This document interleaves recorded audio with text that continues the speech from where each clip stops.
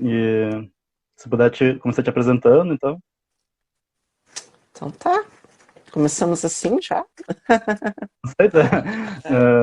É que depois fica gravado, né? Ah, tá certo, não, tranquilo.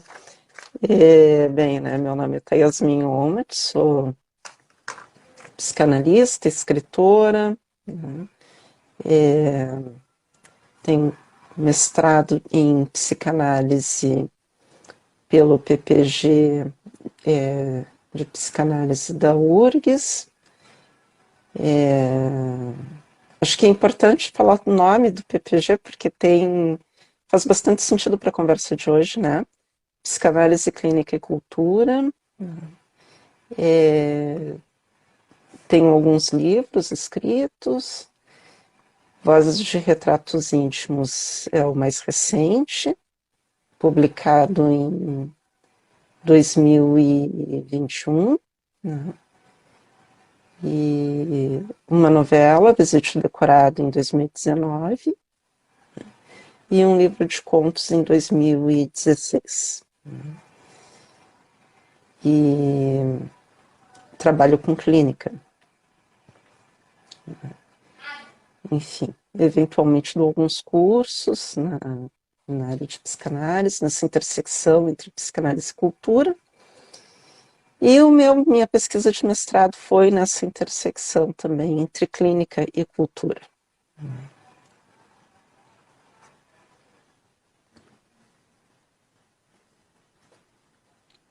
Eu trabalho, né, tanto no meu TCC quanto agora na dissertação, com escrita ficcional. Então, digamos que tanto a teoria quanto a literatura, né, são coisas que sempre andam juntos na minha pesquisa, né.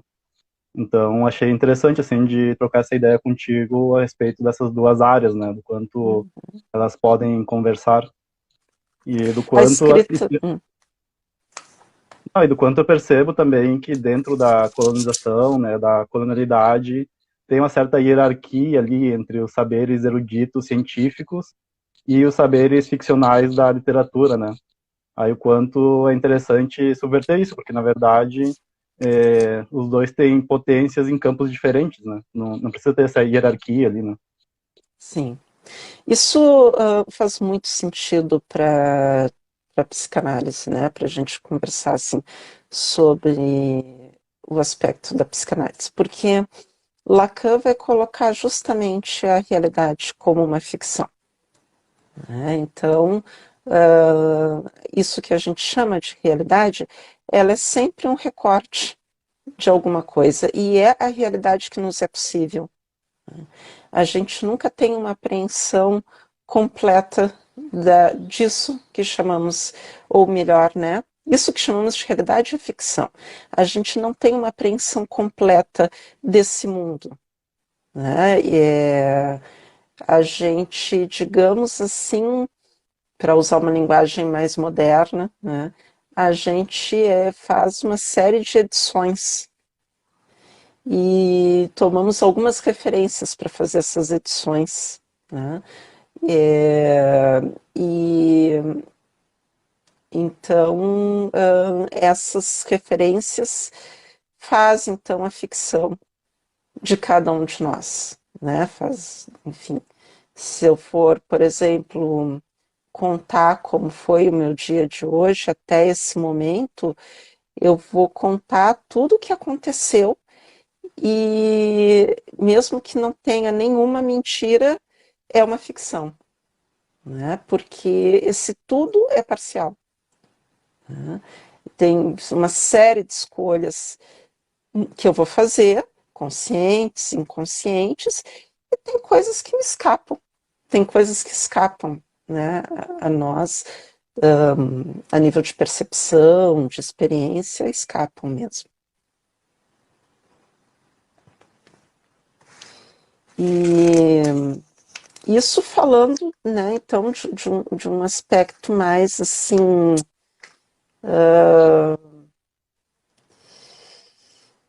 né, de um aspecto de experiência humana, né? Mas a gente pode também falar, e talvez seja mais interessante começar por aí, da relação da psicanálise com a literatura, né, ou seja, com a ficção, já como algo estando presente na própria fundação da psicanálise. Sim, Freud fez uso das artes em geral, né, mas muito da literatura. Ele, inclusive, né, é considerado um escritor profícuo pelo tamanho de sua obra, que é realmente enorme, né? Mas também porque ele se serviu da literatura para trabalhar os dramas humanos, para avançar, para fazer a teoria psicanalítica avançar, né? Então, né, os mais conhecidos textos assim que Freud usou para construir junto, né? Foi Édipo, né? Édipo de Sófocles, né? Gradiva de Jensen, Hamlet, Shakespeare, O Homem de Areia de Hoffmann, né? Cada um desses textos, eles marcam um momento importante da teoria psicanalítica. E até hoje, esse é um método. Isso nunca se abandonou na psicanálise, né? De fato, é um método para a psicanálise estar em diálogo com a arte. E aí a gente pode se perguntar por quê, né? Bem, né, eu acho que psicanálise e literatura são dois discursos que cada um com as suas particularidades, eu quero dizer, né, não se confundem, né? A psicanálise, ela vai então ter um discurso voltado para dar conta, né, uma produção teórica e prática, teórica e clínica, melhor dizendo, para dar conta, então, dessa falta constitutiva, né, com a qual o ser humano lida, né, e a literatura, então, ela é um outro tipo de construção, né. Ela é uma construção do que esses seres humanos, marcados então por essa falta, produzem na linguagem, que é o campo que interessa a psicanálise. Então, de uma certa forma, vamos colocar assim, escutar, entre aspas, né, um texto literário é escutar um pouco disso que se tece, né, que se tece, que o texto tece em torno dessa falta, né? No momento eu estou falando dessa falta constitutiva mesmo. Tá? Mas a gente não pode cair no equívoco de pensar que se pode pegar, por exemplo, um texto de Machado de Assis, né? E fazermos então uma análise do homem Machado de Assis, né? Vamos então dissecar o inconsciente de Machado de Assis, né? Ou de Clarice Lispector, enfim, né? Isso é bem interessante. Eu acho que se fosse assim, se isso fosse possível, claro, a gente não estaria falando de literatura exatamente, mas se, vamos fazer uma abstração aqui, se isso fosse possível, talvez nem interessasse a psicanálise. a potência da literatura, ela se dá porque um texto, ele nunca se resume à figura do autor. O texto é uma produção. Tem uma diferença aí, né, entre a pessoa do autor, né, então, por exemplo, a Conceição Evaristo, né, e os textos que a Conceição Evaristo escreve. Né.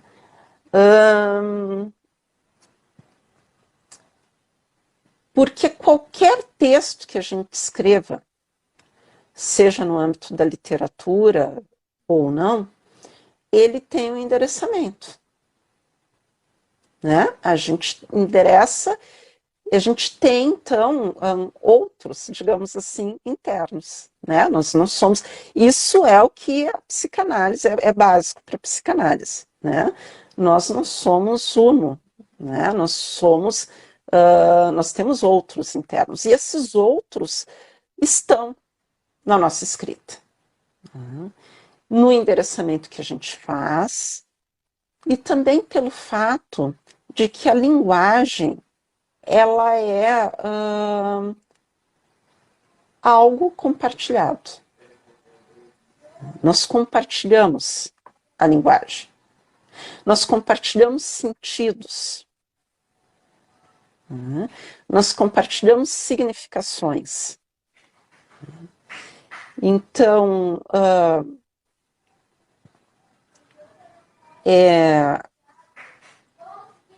aí é neste ponto, né, que se torna possível, então, né, Freud usar o homem de areia para trabalhar, então, um conceito, que é o de estranho. Né? Porque essa construção que Hoffmann faz, ela está para além do Hoffmann. Então, tanto, e eu acho que o texto estranho, ele é bem interessante para a gente pensar isso, porque ele começa com, então, Freud pegando o significante estranho, né, ou naquele momento que ele pega, a gente pode dizer que ele pega a palavra estranho e começa a analisar a palavra enquanto um significante. Então, as várias significações que ela tem, e isso só é possível porque é uma palavra compartilhada em suas significações no idioma alemão. Lélia Gonzalez, ela faz algo muito parecido, né, com os termos afro-brasileiros, com os termos, na verdade, do idioma africano, né, que os negros chegam aqui em diáspora. Ela faz isso também. Né? Só que ela precisa fazer aí um outro trabalho, né? Que é aqui, bom, pelos efeitos, então, da colonização, as significações dessas palavras que são absorvidas pelo português, né, pela língua portuguesa, que Lélia depois vai chamar de português, né, elas precisam ser realmente escavadas, né? Onde é que se vê ali os traços, os restos, né? Ou mesmo, né? E Lélia trabalha mais com essa ideia de recalcado, né? O que é que ficou recalcado? Então, né, por baixo deste português que a gente está falando aí todos os dias. Né? Então, na literatura, quando um escritor ele escolhe um determinado tema, né, e, na verdade, os temas em si, eles não são infinitos. Eu estou dizendo assim, ó, vamos limpar tudo de uma história, né? O que resta, né? É uma história de amor e dor, é uma história paixões humanas, né? Dos medos, né? Enfim, tá? Mas, né? Obviamente que, e a literatura é isso também, cada cultura vai falar disso, vai disponibilizar, né, significações, um conjunto de significações de palavras, de construções possíveis. Para falar desses dramas, fora das experiências, né, humanas próprias de cada cultura. Por isso, a literatura é também um campo possível de se interpretar a cultura, né? A cultura daquele determinado texto.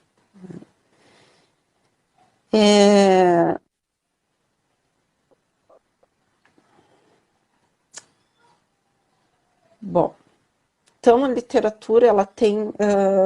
Lembrei o caminho que eu ia. Tinha dado uma fugida aqui. Roland Barthes, que é um filósofo, linguista, né, francês, ele tem uma frase muito curiosa, né, que é né, que a língua ela é fascista. Então, eu entendo, né, que isso, que sim, a língua é fascista à medida em que nos obriga a dizer determinadas coisas de determinados jeitos. Porque, principalmente se a gente for pegar na concepção gramatical da língua. Né? A gramática, eu não posso fazer aqui com qualquer construção de frase, sob pena que tu e as pessoas que estão aqui nos acompanhando não vão entender. Né? Sob pena de que eu vou fracassar aqui na transmissão que eu pretendo.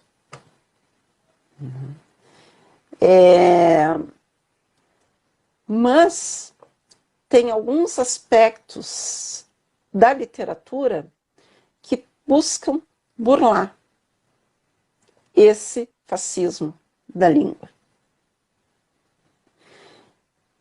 E o mais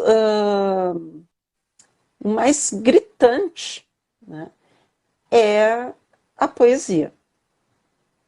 Porque, tanto que existe um termo para isso, que é a licença poética. Né? Mas o trabalho de linguagem que se faz na poesia, que tem o seu lugar privilegiado na poesia, ele se faz também, né, na prosa. Tanto que Freud, quando ele vai, em 1908, então, escrever o texto Poeta e o Fantasiar, tem ali uma observação de que, apesar do título, esse poeta ele é de modo amplo, ele é quem trabalha com a linguagem. Então, assim, a literatura, então, ela é um modo de nomear, né? Nomear aquilo que a gente ainda não tem palavras. Por exemplo, né? Um exemplo bem contemporâneo é, então, essa literatura, os estudos, experimentações que se fazem em termos do que chamamos de literatura negra, né? Que os autores, então, identificados com narrativas LGBTQIA+, também fazem. São os autores indígenas também, os autores, trazendo também no movimento de resgate, então, de que isso que nunca é falado possa ser dito, e o espaço da literatura, ele é um espaço nobre na nossa cultura. Então, ele não é um espaço qualquer. Então, abrir aí Pois é, só me ocorre espaço, né? Abrir, então, essa possibilidade, né, de que esses minorizados politicamente, esses grupos minorizados politicamente, possam ocupar esse lugar, é também uma intervenção. De algum modo, uma intervenção. Né? Jess, qualquer hora me interrompa, tá? Eu só tenho uma questão, na real, porque justamente eu tenho uma dúvida a respeito disso, né, do quanto não dá para separar o autor da obra ou dá para separar, né? Porque eu fico me questionando ao quanto a gente é sensível do mundo, ao que do mundo nos afeta, né? E o que do mundo nos afeta que vai gerar esse outro que a gente que está no estranho, né, e que pode vir à tona a partir da escrita, a partir da arte, né? E que sim, aí nós nos mostramos múltiplos, né? Mas eu fico me perguntando até que ponto, assim, tem uma relação do autor e da obra, não no sentido da consciência ali, né?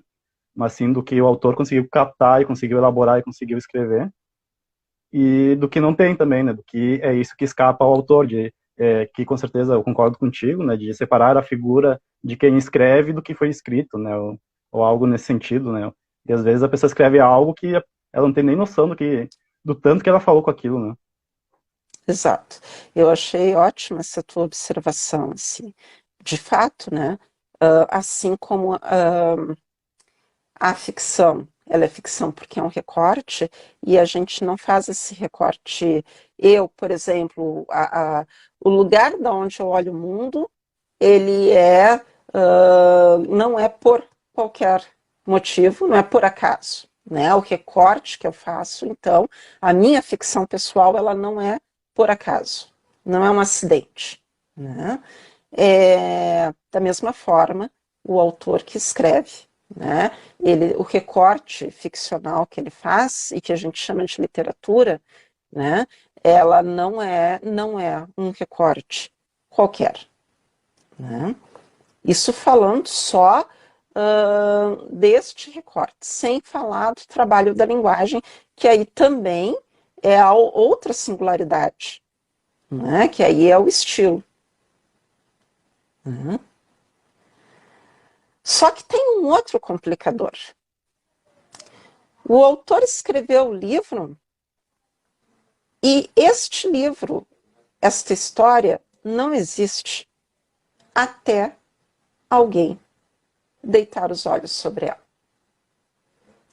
E este alguém é um outro, aí sim, um outro, né, uma outra pessoa, com um outro recorte, com outras relações, né, que, bem, como a gente compartilha, então, o mesmo laço social, né, a gente vai compreender o que essa outra pessoa escreveu, né, mas o leitor, à medida em que ele toma o texto para si, ele digamos assim, que ele tem algo ali de coautoria. E isso se refaz a cada encontro, a cada leitor que encontra aquele texto. E, óbvio, não é loucura, não é assim. O autor delirou e cada leitor constrói o seu próprio delírio. Não é disso que se trata, justamente porque a gente tem aí um liame que nos une, né? Que é um laço social, que é o discurso que a gente compartilha. Então, vamos pensar que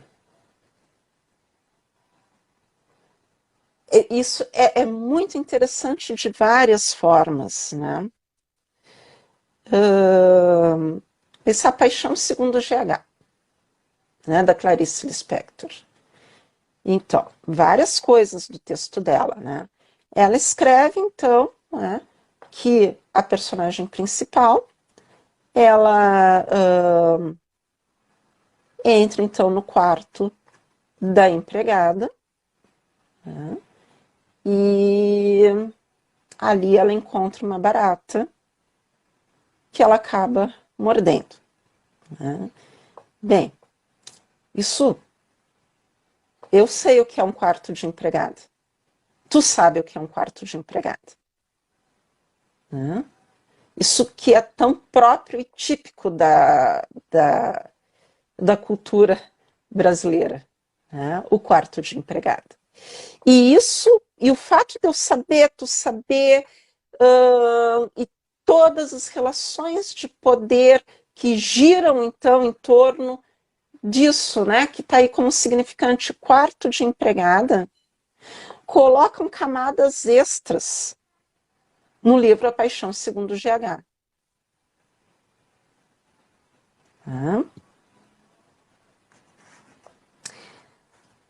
Ela mora de barata, isso causa uma estranheza que seguramente, conscientemente buscado pela Clarice Lispector. Né? Mas ela consegue esse efeito, né? Porque ninguém espera, né, que se morda uma barata. Né? Isso não está dado para gente. Né? É o lugar da sujeira, é o lugar do asco, né? Então a gente não espera. Entretanto, né,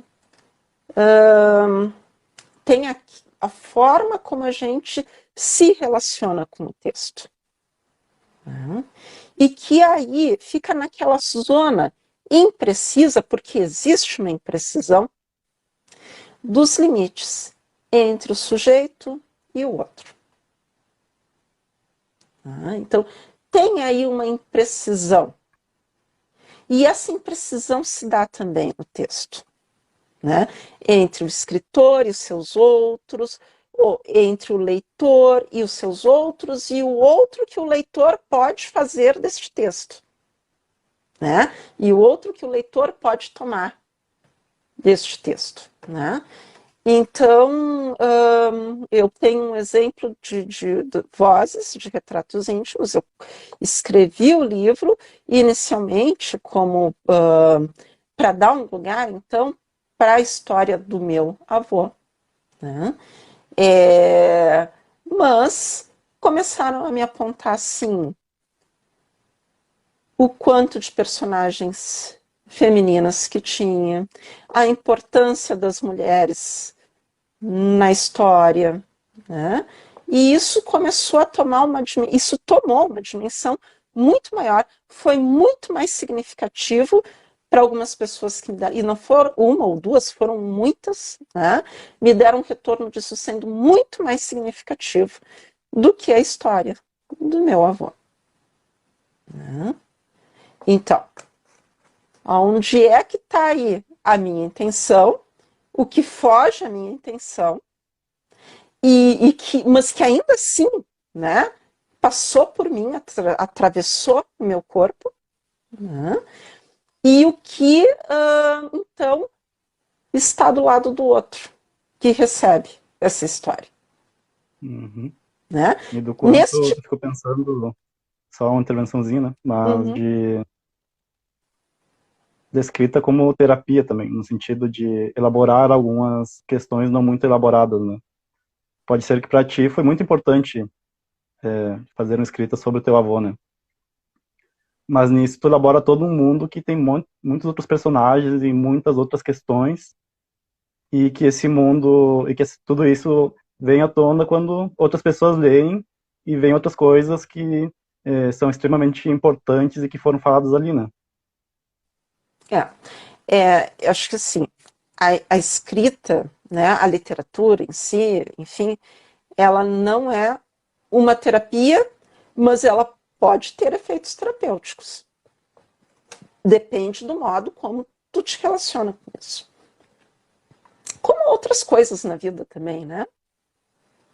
Para algumas pessoas fazer tricô é terapêutico, né? Enfim, né? Tudo depende do modo como a gente se relaciona com algo assim. Mas, de fato, assim, né? A escrita, ela pode ser terapêutica e eu já vivenciei isso tanto do lado, assim, de quem estava, então, me favorecendo desta ferramenta, né, enquanto uma ferramenta terapêutica, quanto do lado de, então, de uma posição ali, né,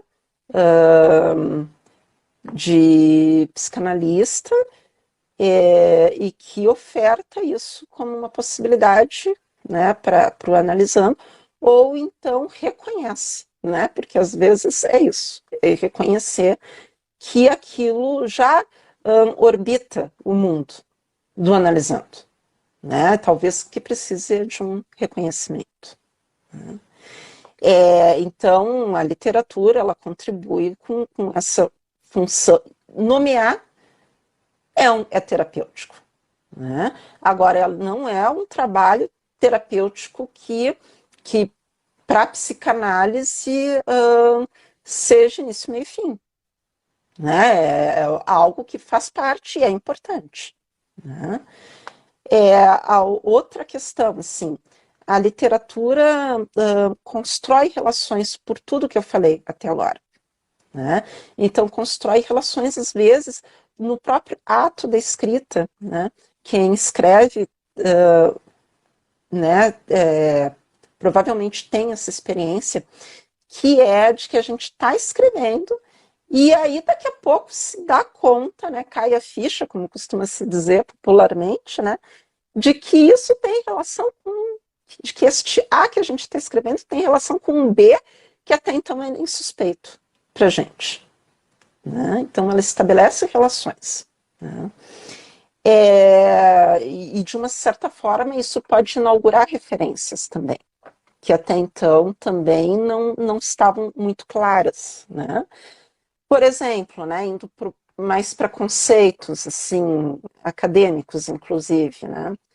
Quando Silvio Almeida traz o conceito de racismo estrutural, todo mundo, ó, sim, é isso, né? Ele estava aí, né? A gente vive isso, né? A gente sabe o que acontece, mas não tinha um conceito, né? Um nome, uma forma de nomear isso, né? Que abarcasse em si tantas significações, né? Que abarcasse em si esse enquadre, que desse um enquadre, acho que este é o termo, que desse um enquadre para isso que a gente se enrolava para falar. Né? Então, pega, né? Tem ali um conceito, racismo estrutural, e com ele a gente consegue diferenciar da injúria, a gente consegue, né, a gente consegue separar, digamos assim, o joio do trigo. E, inclusive, circunscrever também os efeitos disso. A outra questão que me ocorre aí tem a ver com o fazer poesia, que está para além da poesia estrito sensu, né? Que é fazer, então, um rearranjo no modo como as coisas são ditas.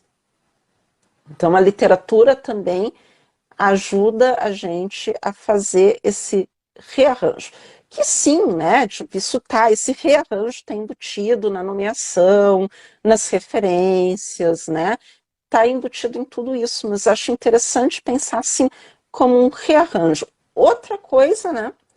É interessante de se pensar é que cada laço social, né? E aí, bom, vamos pensar assim, um povo tem um determinado laço social que também podemos chamar de discurso.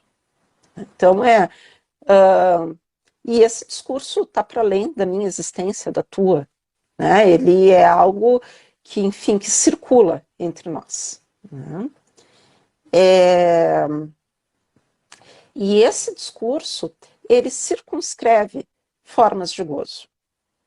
Porque o gozo em si, ele está né, o gozo, né, isso que é da ordem da pulsão de morte, né, que é essa regulação, né, digamos assim, da excitação a ponto de reduzir a excitação de um modo, né, o máximo possível, que no limite é a morte, né, isso não está para a gente como algo.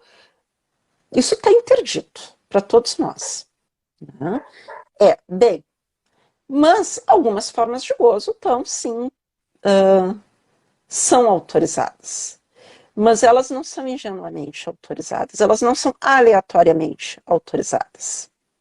Né? Elas estão inscritas na política. Até porque a gente está falando de espaços compartilhados. Né? Então a gente está falando de política. E isso é habitado por relações de poder. Então, é bastante circunscrito quem goza e como goza. E, bem, a arte, de um modo geral, ela pode também subverter quem goza e como goza. Né? Estabelecendo outros regimes de visibilidade, né? Subvertendo a ordem de quem fala, quem escuta. Né? E, bom, isso a arte como um todo, a literatura inclusive. E aí eu tenho que me referir à minha pesquisa, porque isso está lá, né, na pesquisa que eu fiz, na minha dissertação, né? E é um exemplo que a gente tem daqui, de Porto Alegre, né? Que é um sarau de poesia negra. Né? Então, Sopapo Poético. Que ele é um sarau que trabalha com a perspectiva de performance, e performance é um conceito importante para esses grupos, então, né, que vem tomar a palavra, né, então, negros, indígenas, LGBTQIA+, mulheres, né, então, o sopapo poético está performance, e está também a linguagem literária. Né? O central do sopapo poético é a poesia, a linguagem poética. E com isso, então, se constrói um lugar outro, onde é possível de lidar de outra forma com o corpo. Né? E aí, né, eu poderia trazer 1000 exemplos, né? Todos esses grupos que eu citei têm exemplos relevantes, né, para falar, mas vou trazer aqui um do meu corpo. Né? Eu, né, posso. Uma mulher chega aqui, uma mulher de cabelo não afro, né, de cabelo, né, liso, encaracolado, mas não afro, e ela pode gozar com seu cabelo. Né? Ela pode jogar ele de um lado para o outro, ela pode pintar ele, né? Ela pode, sei lá, né? Ela pode prender, soltar, enfim, né? Mas o cabelo das mulheres negras, ele tem outra textura. Né? Então, eu não posso gozar dele do jeito que eu quiser.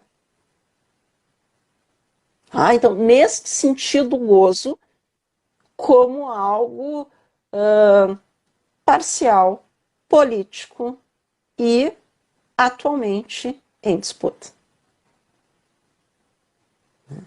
Mas, E isso... Oi? só algo que eu pensei agora, né, é de que até essas mulheres, elas não podem gozar de todas as formas, né, elas podem gozar só da forma que a materialidade do corpo delas permite, né. O problema é que a forma de valorização hegemônica do gozo está no padrão, né, está na forma delas gozarem, né. E aí essa forma exclui as outras formas de gozarem, e eu acho que esse é o X da questão, né. Esse é o X da questão, exatamente. A gente não pode cair no engano, né, de que elas gozam, eu não gozo. Não é disso que se trata, né? Acontece que a forma circunscrita do nosso laço social, né, aponta que do corpo negro se goza, o corpo negro não goza, né? Se goza sobre o corpo negro não goza. Então, não é, de fato, super importante isso que tu fala. Senão a gente cai aí numa perspectiva, já que eu comecei falando sobre a falta estrutural, senão o risco que a gente corre é cair numa perspectiva de privação, né? De viver essa falta não da perspectiva da castração, mas da privação. Ou seja, tem alguém que goza e eu estou, na verdade, privada desse gozo, né? Não é disso que se fala. Mas o que eu aponto aí, né, é que eu sigo, né, em diálogo, então, com o fascismo da linguagem, apontado por Barthes. Né? Quer dizer, tem aí uma relação de poder que inclui alguns e exclui outros. E que a literatura, assim como determinadas formas como outras formas de arte, né, ela pode subverter, ela pode inaugurar outros atores. Né? Eu acho que porque, começamos falando, então, do enquadre, né, que se eu for usar termo psicanalítico aqui, eu estava falando de fantasma, né, então, um enquadre fantasmático, né, a realidade, ela é ficção. Né? Então, se a realidade é ficção e eu conto uma história, eu posso escolher, né, não no que eu faço como escritora, né, traçar um outro recorte, que é diferente do recorte do Graciliano Ramos, que é diferente do recorte de Vinícius de Moraes, né, que é diferente de outros recortes. E aí não se trata de dizer que esses autores não eram bons autores, né, mas de dizer que existem outros enquadres de mundo possíveis, mas mais que isso, né? De dizer que é preciso narrar, mas narrar narrativas múltiplas. Isso, né? Aquela autora negra, como é que é o nome dela? Que ela vai falar o perigo das histórias únicas. Chimamanda? Sim, a Chimamanda. Ela vai falar isso mais, aliás, né? Eu acho que quase todo mundo já viu, mas se alguém não viu, o vídeo é um vídeo no YouTube, né? Ela fala, o nome é exatamente esse, o perigo da história única. Assista, né? Acho que ali, né, ela tá falando. Mas a literatura, aí eu vou voltar um pouquinho para Freud, no texto O Poeta e o Fantasiar, né? Ele vai fazer uma relação, então, que acho que interessa aqui, que é entre tempo, narrativa e desejo. Né? Tempo e narrativa, ou tempo e narrar, estão super relacionados. Porque a gente, para narrar, obrigatoriamente, a gente tem que construir uma linha, né, de tempo. Obrigatoriamente, né? Se eu penso em alguma coisa, se eu pensar assim, como é que eu faço para ir da minha casa para o consultório, eu consigo pensar em várias coisas ao mesmo tempo. O pensamento permite, né? O pensamento permite que as coisas não se organizem assim, sucessivas umas às outras. Mas quando eu vou falar, eu preciso organizar isso numa sucessão de ações, né, em que uma ação vá sucedendo a outra. Tá? Então, a narrativa, ela pede isso, né? Ela obriga isso. Né? Então, narrativa e tempo estão associados. Mas Freud coloca uma outra questão, que é o do desejo. Tá? E aí, aí se coloca uma outra perspectiva de tempo, que não é, que continua sendo necessário este tempo de acontecimentos sucessivos para narrar. Mas se acrescenta uma outra perspectiva de tempo. Ao narrar, se resgatam tempos que não são o do tempo em que a narrativa está se dando, né? Então, assim, eu vou ler, mas é bem pequenininho, tá, Jéssica? Assim, estou citando Freud aqui. Deve-se dizer, uma fantasia paira em 3 tempos, os 3 momentos temporais de nossa imaginação. Né? Então, o que ele vai trabalhar assim é que um desejo atual resgata um momento no passado, né, em que um desejo foi satisfeito, em que houve uma satisfação, né, e se constrói para o futuro, então, uma fantasia a respeito desta satisfação. Né? E é um pouco neste jogo que ele está entendendo o trabalho criativo. Tá? Mas o mais interessante é quando ele lança, porque ele está falando de uma experiência de um autor, né, de cada autor. Mas ele lança isso, então, para narrativas coletivas. E aí é que eu acho mais interessante, assim, né? Então, mesmo com temas já dados, ou seja, mitos, sagas, contos de fada, né, narrativas que, enfim, né, poderíamos colocar assim, narrativas que contam com aspectos históricos também, né, contém fantasias de toda uma nação. Tá? Só que, veja bem, ele conjuga os 3 tempos num ato, o ato da escrita. Né? Então, quando a gente pega a dimensão do futuro, a gente vai para um outro aspecto da literatura.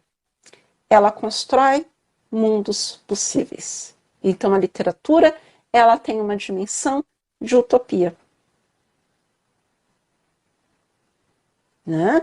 Então, assim, sabe aquela frase que volta e meia circula, né, nas redes sociais, que é mais fácil imaginar o fim do mundo do que imaginar o fim do capitalismo. Bom, a literatura consegue imaginar muitas outras coisas.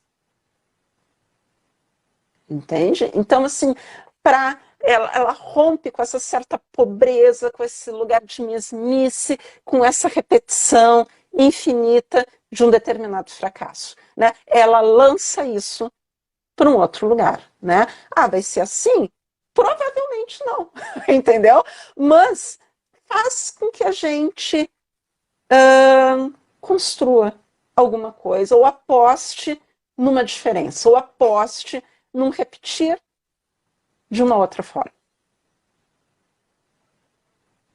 E acho que dá um contorno para isso que vai ser diferente, né? Independente de como for o futuro, ele vai ser diferente. E sendo diferente do presente, então podemos imaginar uma utopia, né? Podemos imaginar um futuro melhor. Perfeito, né? Poder imaginar a diferença. Muito, muito, muito legal isso.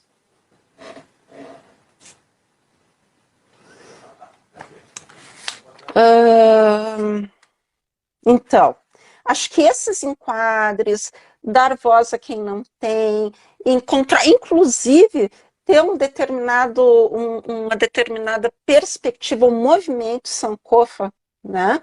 É algo que, por exemplo, a gente vê na literatura que a Conceição Evaristo produz. Né? A Conceição Evaristo, então, ela vai pegar e vai fazer um outro enquadre. Né? Assim, a história é urbana, né? Mas ela não vai pegar lá a mulher da classe média, a mulher ou o homem da classe média. Né? Ela vai pegar aquela que é a empregada doméstica, né? Ela vai pegar outros personagens que ou são absolutamente acessórios ao que se chama de literatura universal, né? Ao cânone, né? Ou são acessórios ou sequer aparecem. Né? Então ela vai dar voz, vai dar enquadre, e mais que isso, esses personagens, eles, eles não são puramente subjugados. Tem ali um jogo de subjugação, mas também aparece ali o que tem de potência mesmo, né? De como esses personagens se movimentam para conseguir brechas, para conseguir viver suas vidas, né? Enfim, né? Isso é bem importante também. Né? E acho que, bom, nesse sentido, bom, isso a Carolina também faz, né? A Carolina Maria de Jesus. Eu confesso que eu só li o Quarto de Despejo, né? Mas a Ana dos Santos, com quem tu conversou em dezembro, né? Ela aponta assim que os outros textos da Carolina também são bem potentes, né? E falo isso com as questões de falar até para um convite, né, para Uhum. lermos, né, para além de Quarto de Despejo. Mas pegando Quarto de Despejo, que aí mais pessoas leram, quando a gente lê, é uma história, não é sobre, mas que o cenário é a miséria. Mas tem uma potência aí de algo que na miséria se faz linguagem. Na miséria, ela tira, então, a força, ela como catadora, né? Ela cata letras, né? As coisas que ela lê, ela cata no lixo. Né? Então, isso também é interessante. E isso, eu acho que isso estava na Lélia. A Lélia, que na minha opinião, quem vai falar, quem vai colocar isso em termos mais precisos, né? Que é, então, ela vai chamar, então, a mãe negra como uma certa figura, na minha opinião, do jeito que ela descreve, mítica, né? De fundação da cultura brasileira, que a Lélia faz questão de dizer que a cultura brasileira ela é, sobretudo, negra. Né? E que quem faz a transmissão dessa cultura, que implica também em valores civilizatórios, e para brancos e negros, não só para negros, né? É a mãe preta. Né? Então, essa mãe preta não fala? Aonde que essa mãe preta fala? Que discursividade é essa? Né? Por que não isso não estar em textos literários? Né? Então, é algo também que não cabe só à literatura, né? Mas que rende muita experimentação para quem gosta de escrever. Né? Sim. E a Carolina, ela tem algo muito interessante que ela tem uma visão muito ampla, né? Tipo, a escrita dela, ela para a escrita dela na miséria. E ela diz que o presidente do Brasil deveria passar fome, né? Para entender como que é Olha, a população, né?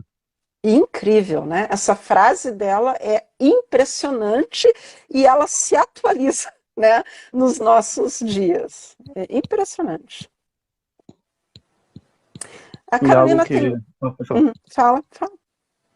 Só outra questão disso que tu estava trazendo, né? Do quanto das narrativas, né? Porque geralmente a nossa cultura, né? Nossas narrativas baseadas na colonialidade, elas naturalizam muitas violências, né? Então, às vezes, tem atos violentos e as vítimas são culpadas pelas violências que sofrem e os agressores são, às vezes, até exaltados, né?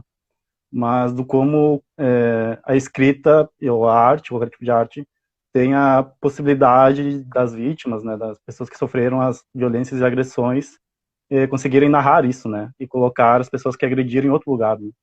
E é uma intervenção direta na cultura, né, direto Isso, no laço, né? isso. Tu trouxe uma outra função da literatura que estava me fugindo, que é a de testemunho. Né? Então, a literatura, o texto, ele pode ser, então, o testemunho, né? De alguém que passou por isso que é inenarrável, né? E aí dá um lugar, então, algum lugar, né? Alguma palavra para isso que foge de um modo tão radical e violento do que pode ser dito. Então, a literatura também tem essa função de testemunho. E aí, né, sim, é importante a literatura também como representação, que a gente costuma dizer, eu não me vejo num personagem, vamos pensar aqui, um autor branco aí.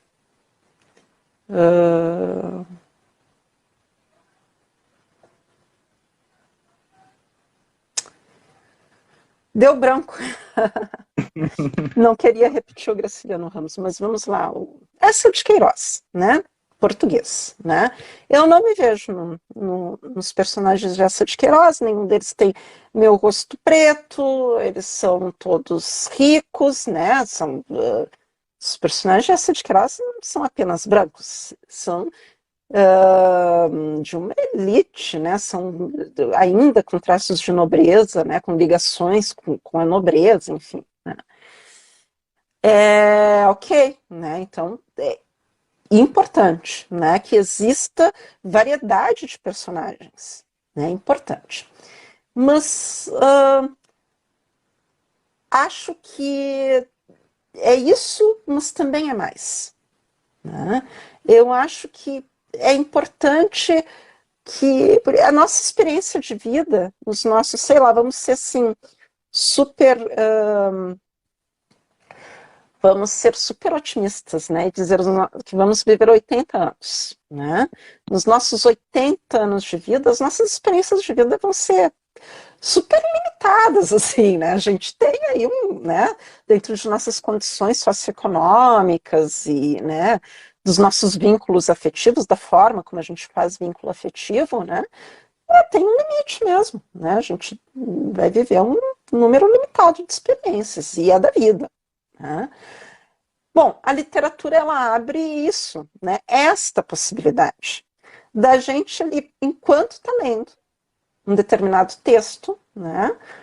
Tá experienciando tendo outras formas de experiência, né? E ok, né? Ok, eu realmente assim, até por uma questão temporal, né? Por um momento em que eu pela idade que tem, então, grande parte dos autores que eu li até então eram homens brancos, né? Ok, né? Foram experiências. A questão é que não pode ser uma coisa só, né? Ou eu lendo os autores brancos e os brancos lendo autores brancos, né? Assim, né? Só existe tá aí, construção de imaginário social, né? Isso também está no escopo da literatura. Né? Então, e aí a única coisa que existe, a única experiência humana que a literatura vai construir é a do homem branco. É isso. Né? Então, assim, bom, né, existem outras experiências de humano, outras formas de sociabilização. Então, a literatura, até por se pretender rica, e eu acredito na literatura como uma riqueza mesmo, né?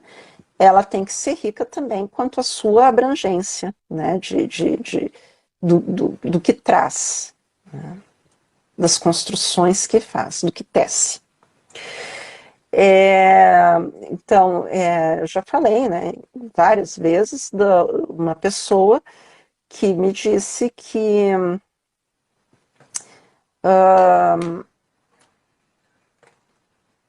estou tentando lembrar aqui o nome do livro, é da Ana Maria Machado. Que é uma mulher branca, né, muito interessada assim, na discussão racial, e ela disse que ela só entendeu mesmo a importância da discussão racial quando ela leu, como é que é a cor da Ana Maria Machado, super famoso. Bom, quando ela leu um livro, então, de uma autora negra, eu vou ver se eu acho aqui.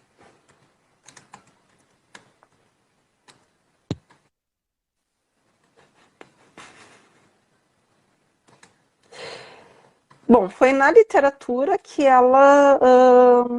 e é um livro que fala, então...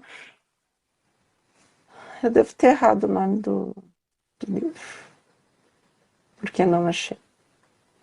Um defeito de cor, errei mesmo. Um defeito de cor. Né? Foi um defeito de cor que fez ela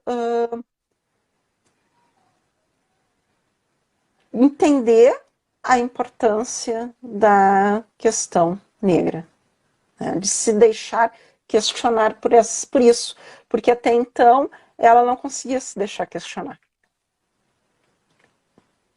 por essas reivindicações, então, da população negra. Enfim, né? Isso sem contar que eu já estava escrevendo um texto e aí ia pensar em falar alguma coisa sobre... É um texto acadêmico, né? Pensei em falar alguma coisa sobre indígenas e eu pensei assim, como é que eu vou falar alguma coisa sobre indígenas se sequer é um campo que eu estudo, né? Aí pensei assim, vou ver, né, o que eles mesmos falam sobre eles, né? Aí fui pesquisar a poesia indígena.